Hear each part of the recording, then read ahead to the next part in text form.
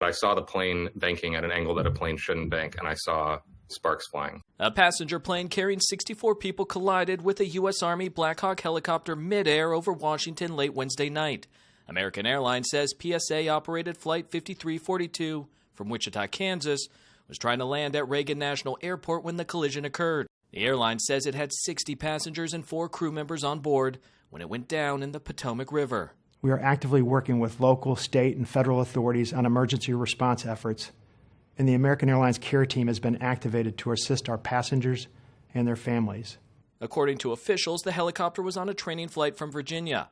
The National Weather Service says the river's nighttime temperature is likely about 35 degrees, and people can only survive in water that frigid for about 90 minutes. The challenges are access. The water that we're operating in is about 8 feet deep. There is wind, there is pieces of ice out there, so it's just dangerous and hard to work in. About 300 first responders are combing the Potomac for survivors. I'm just praying that somebody's pulling her out of the river right now. She texted me that they were landing in 20 minutes. The rest of my text did not get delivered. In Washington, I'm Michael Yoshida reporting.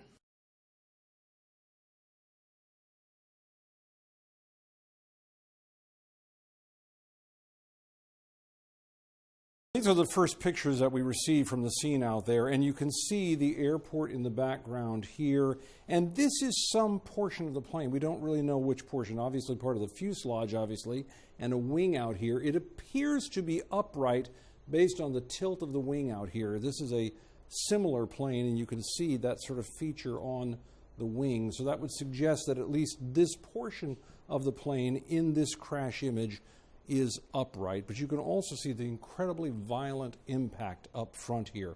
This plane coming into land would be going somewhere around 150 miles per hour, even if it lost half that amount of speed on the way to the water after the initial impact. It would still be hitting right at the top limit at which a human being can withstand impact with water in general. So a tremendous amount of force here. Those are the images we have of the plane so far. The helicopter you see in this picture over here on this side, it does appear to be upside down. I say that because if you look at an image of a Black Hawk helicopter, you can see the tires here, you can see the main section that has the crew and sort of a payload section, and then back here you see that little railing and another tire there and these fins back here.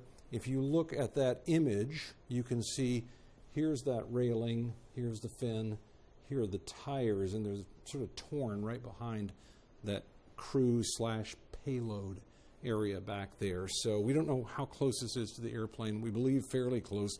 The water in this area, we're told, is only about 8 feet deep. So this is the impact of all of this. What we do know at this point is that if this plane was indeed traveling 150 miles an hour and turned this way, from the time it turned right here toward that runway, they may have only had about 4 seconds, even if they had seen the helicopter, to have any kind of a reaction to it. But what's going to happen now is investigators, because this is what they always end up doing, they're going to remove all of these pieces one at a time, and they will transport them to some sort of big hangar space somewhere where they can lay them all out and then have a clear assessment beyond the human tragedy of this moment, a clear assessment of the physics.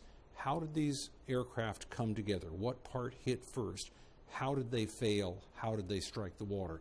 Important information in figuring out how this accident happened.